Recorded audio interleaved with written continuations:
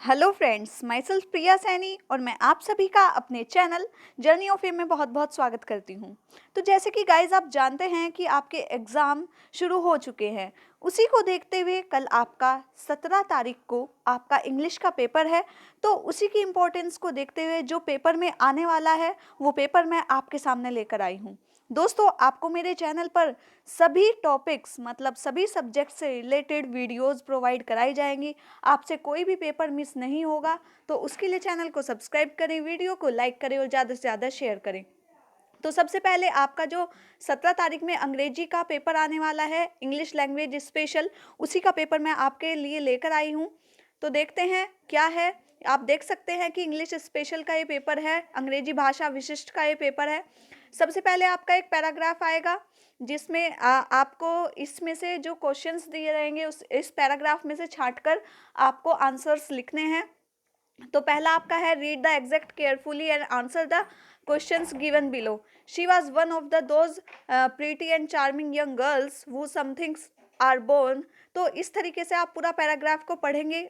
इसके बाद आपको कुछ क्वेश्चंस दिए रहेंगे। क्वेश्चंस हैं जैसे पहला क्वेश्चन है, give the verb form the word of expectation. जो एक्सपेक्टेशन है उसका वर्ब फॉर्म क्या है।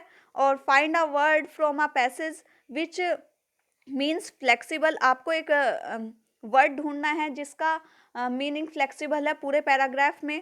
Give the word from the passage which means opposite to the fortune. Fortune का अपोजिट मीनिंग क्या है वो लिखना है। What was the title of the girl. तो इसका जो टाइटल है वो गर्ल क्या है। तो इसके आंसर्स आपको यहाँ दिए गए हैं।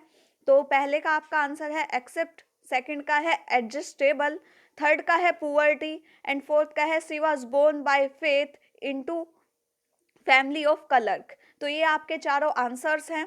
गाइज आगे देखते हैं, read the following exact carefully and answer the questions given below. तो ये आपको एक कह सकते हैं पोयम के रूप में ये आपको एक पैराग्राफ दिया है। अब आपको इन क्वेश्चंस के आंसर्स लिखने हैं। तो जो ये पोयम है वो क्या है, there are many a crown for who can reach 10 lines a statement life in each. The flag stuck on a heap of bones, a soldier doing what alone.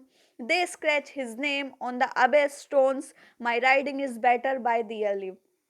तो इस पैराग्राफ में से अब आपको क्वेश्चंस दिए गए हैं, उनके आंसर्स लिखने। पहला है, what does the poet mean by crown here. Crown से पोएट का यहाँ पर क्या मीनिंग है। तो आप देख सकते हैं, here crown means reward from the achievement. एक अचीवमेंट करना है, किसी भी रिवार्ड्स का अचीव करना है। सेकंड क्वेश्चन है आपका, his name on abbey stone. तो डैश की जगह आप लिखेंगे they scratch his name on the abbey stone. Third आप देख सकते हैं, find a word which means the same as pillar on grave.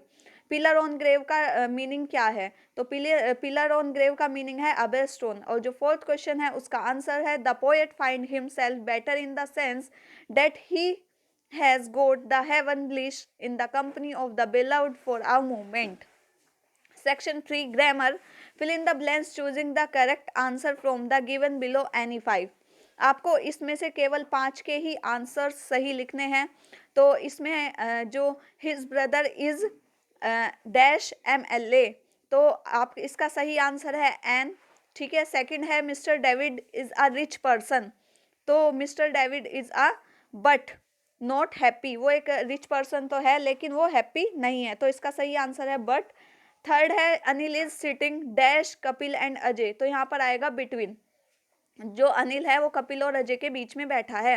He did not by dash Apple. उसने कोई एप्पल नहीं खरीदा एन। अगर यहाँ पर एप्पल्स होता तो सम आता।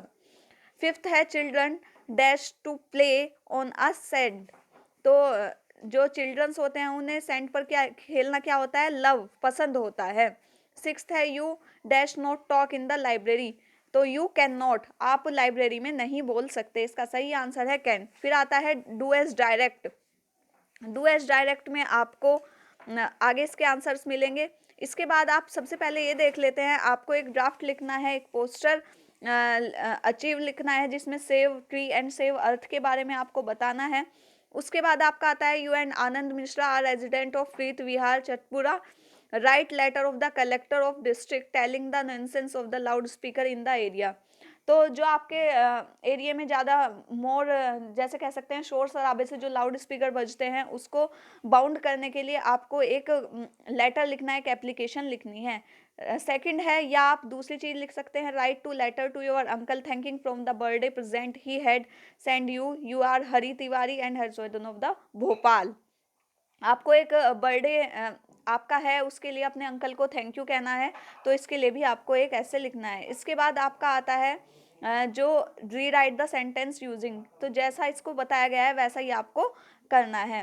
तो सबसे पहले जो आपका है, सोनिया डिड हर ड्यूटी, तो सोनिया इसकी जगह आपको नेगेटिव में बदलना है, तो सोनिया डिड नॉट, नॉट से क्या हो जाएगा, नेगेटिव हो जाएगा।